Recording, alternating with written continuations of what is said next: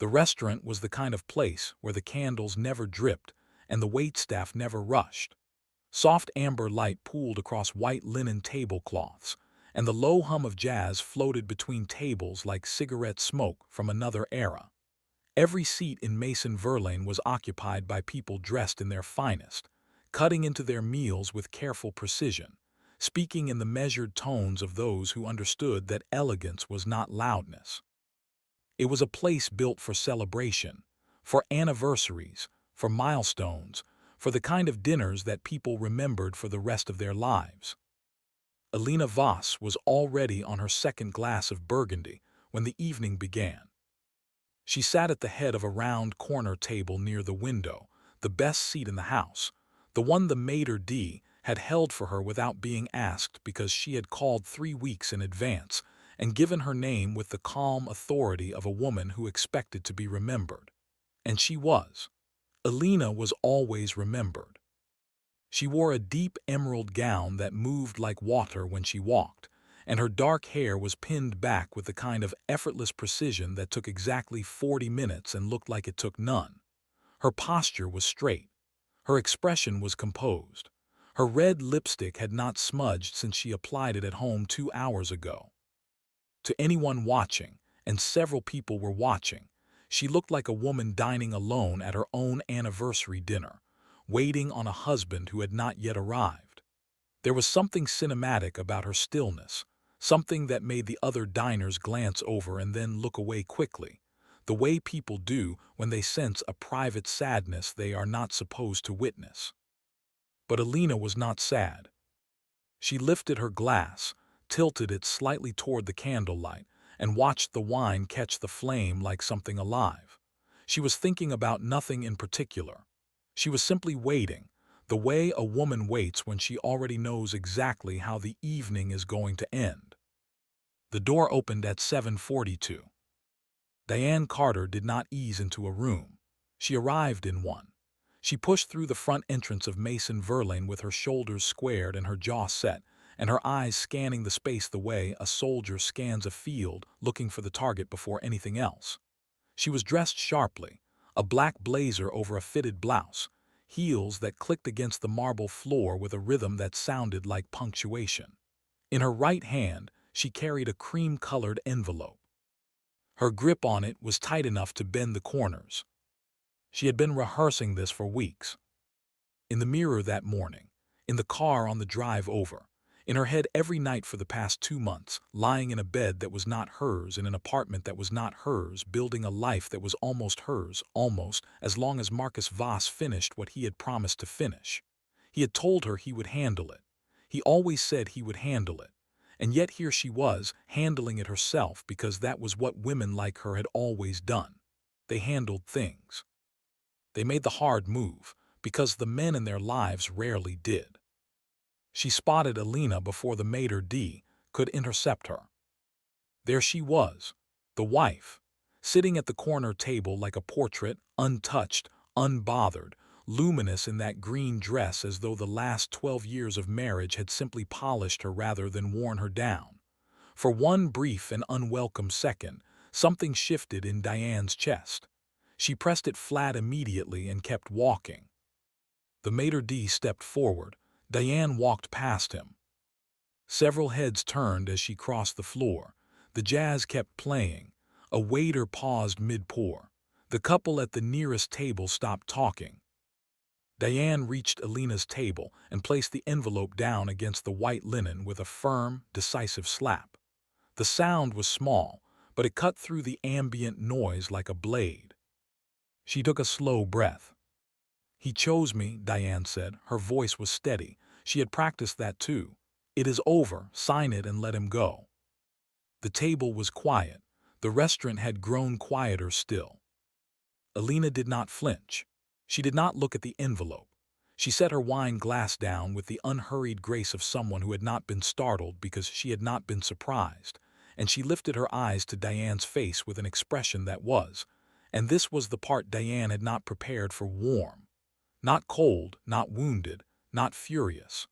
Warm and almost tender, the way someone looks at a stranger who has just unknowingly done them a very great favor.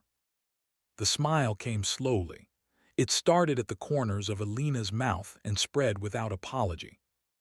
Then she picked up her wine glass again, raised it slightly in Diane's direction, and said 4 words in a voice so clear and unhurried that the couple 3 tables away heard every syllable. "Thank you for taking him." The silence that followed was the loudest thing in the room. Diane stood completely still. Her mouth was slightly open. The speech she had assembled, the one with the follow-up lines and the prepared responses for every possible version of this confrontation, dissolved without a trace. She had prepared for crying. She had prepared for screaming. She had prepared for the cold, brittle dignity of a woman refusing to accept the truth. She had not prepared for this. She had not prepared for a woman who looked relieved. Alina gestured to the empty chair directly across from her. Her tone was easy, almost conversational. "Sit down, Diane. I ordered the good wine." And Diane, who had walked in as the aggressor, who had crossed a restaurant floor like a woman arriving to collect what was owed to her, pulled out the chair and sat down. She did not know why. She would ask herself that question for a long time afterward. But in that moment, with Alina watching her with those calm, knowing eyes, sitting felt like the only thing that made any sense. The waiter appeared. A second glass was poured. The jazz played on. Diane wrapped both hands around the wine glass the way a person grips something when the ground beneath them has become unreliable. She had not planned to sit. She had not planned to stay. And she certainly had not planned to accept wine from the woman whose marriage she had spent the last 2 years quietly dismantling. Yet here she was, seated across from Alina Voss in the best restaurant in the city, with a full glass in front of her and no clear exit from the conversation that had already begun. She decided to take back control. "You can pretend to be gracious about this," Diane said, keeping her voice measured. "But we both know what this dinner was supposed to be. He did not come because he is with me now. Not halfway, not in secret. He is with me, and whatever we are doing tonight, whatever this is, it does not change that." Alina listened. She nodded once slowly. The way a doctor nods when a patient describes a symptom she already diagnosed 6 months ago. "Did he pay your rent directly?" Alina asked. "Or through a shared account?" Diane blinked. "What?" "Your apartment on Clover Street, the one he moved you into 14 months ago." Alina's voice carried no heat. It was simply factual, the way a person reads from a list. "Did the payment come from a personal account in his name only, or from the joint account we have held together since the 2nd year of our marriage?" The question landed somewhere uncomfortable. Diane opened her mouth, then closed it. "The car," Alina continued, "the gray Audi, is the registration in your name." Something cold began spreading through Diane's chest. She set her wine glass down. "The trip to Lisbon in March," Alina said. "The one where he told you it was a work conference for the first 3 days. Did he use a credit card for that? Because I have the statements here if you need to refresh your memory." Diane looked at her. Really looked at her for the first time since sitting down, and what she saw made the cold spread faster. Alina was not performing. There was no trembling fury hiding behind those calm eyes, no grief being suppressed by social discipline. She was composed because she had been composed about this for a very long time. This was not the face of a woman absorbing a shock tonight. This was the face of a woman who had absorbed it, processed it, built something from it, and arrived here finished. "I want you to meet some people," Alina said. She gestured lightly around the table, and for the first time, Diane registered the other guests properly. She had assumed them to be friends, perhaps family, the kind of soft, supportive crowd a woman surrounds herself with when her marriage collapses. They were not. The man to Alina's right introduced himself as her attorney. The woman beside him was Alina's financial advisor, who had been managing the documentation since the previous year. The man at the far end of the table was Alina's business partner, who had co-signed the restructuring of Alina's personal holdings 8 months ago. Diane heard the words, but they reached her slowly. each one taking longer to land than the last. Alina leaned forward slightly. Her voice dropped, not with secrecy, but with the particular gravity of someone delivering the precise truth.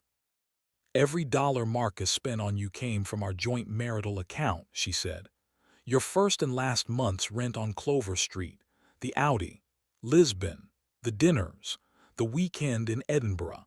I have the records for all of it, itemized with dates and amounts, going back to the month he first contacted you." Diane was very still.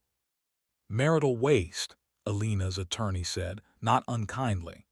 "When a spouse depletes shared marital assets to fund an extramarital relationship, the court treats it as a financial injury to the other party. It is fully recoverable, with interest." "I have been building this case for 18 months, Alina said. "I needed him to file first. If I filed, I was the aggrieved party seeking exit. But if he came to a court having already spent joint assets on another woman with receipts and witnesses and a public incident on record, the settlement calculus changes entirely." She paused, and her eyes held Diane's without wavering. "I needed this evening to happen. I needed you to walk through that door." The jazz had not stopped playing. The restaurant had not stopped existing around them. But inside that particular pocket of space, everything had rearranged itself. Diane's voice, when it finally came, was barely above a whisper. "You used me." Alina did not deny it. She did not confirm it either, not with words. She simply held the silence with the same steadiness she had held everything else, and let the truth settle at its own pace. Alina reached into the leather portfolio resting beside her chair, and withdrew a document that was identical in size and weight to the one Diane had carried across the restaurant floor 40 minutes ago. She set it on the table between them and slid it forward with 2 fingers, unhurried, the way a chess player completes the final move of a game she won several rounds ago. The pages were already signed. The notary stamp was dated 3 days prior. The filing confirmation from the court clerk was paper-clipped to the back. Diane stared at it. "It was filed yesterday afternoon," Alina's attorney confirmed. "The court has received it. The process is formally underway." Diane looked at the document, then at Alina, then back at the document. The envelope she had brought, the one she had gripped the entire drive over, the one she had rehearsed delivering like a closing argument, was still sitting where she had placed it when she arrived. Sealed. Untouched. Alina had never opened it. She had never needed to. "Marcus does not yet know about the offshore account," Alina said, and her tone remained conversational, almost gentle. "The one his business partner helped him establish 3 years ago under a holding company registered in his brother's name. My financial advisor found it in 11 days. She glanced briefly at the woman beside her, who gave a small, professional nod. "The court will find it less charming than he expected." Diane pressed her fingers flat against the table. "He also restructured the business shares 18 months ago," Alina continued, "moving 40% of his holdings out of our jointly documented assets. The restructuring was done without my signature, which is its own problem for him legally. Between the marital waste claim, the hidden account, and the share transfer, the settlement he was counting on walking away with looks quite different now than it did when he planned this." For a long moment, neither woman spoke. The candles between them burned low and steady, indifferent. "Did you ever love him?" Diane asked. It came out smaller than she intended. It was not the question of a rival. It was the question of a woman trying to understand the architecture of something she had been standing inside without knowing. Alina was quiet.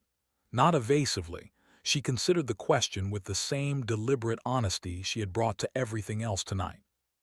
"I loved who I believed he was at the beginning," she said finally. "I stopped loving who he turned out to be somewhere around the 4th year, and I spent the years after that deciding what to do about it carefully, because I had built too much to let him take it from me in a settlement designed to punish me for noticing." She let that sit. Then Alina Voss rose from her chair. She smoothed the front of her emerald gown with one hand and reached for her wine glass with the other. She stood at her full height, unhurried, and looked around the table at the people who had helped her reach this evening. Her attorney, her financial advisor, her business partner. She raised her glass. "To clean exits," she said, and there was something luminous in her voice, something that had nothing to do with victory and everything to do with relief. To knowing your own worth before someone else decides it for you, and to finally sleeping without one eye open. They raised their glasses. The toast was quiet. It was not theatrical. It was the toast of people who had done a hard and necessary thing and were glad to be on the other side of it. Elena set her glass down and turned to Diane one final time. She leaned forward slightly, her voice low enough for only the two of them. "He thought he was leaving me," she said. "I have been leaving him for 18 months. Enjoy him, darling. You have already paid for him." She straightened. She picked up her leather portfolio. She said a warm good night to the people at her table and walked across the floor of Mason Verlaine without looking back, unhurried, straight-backed, luminous, the way she had arrived. The door closed behind her. The restaurant continued around Diane like a river moving past a stone. Glasses were refilled at other tables. Quiet laughter drifted from across the room. The jazz shifted into something slower and sadder and more beautiful than what had been playing before.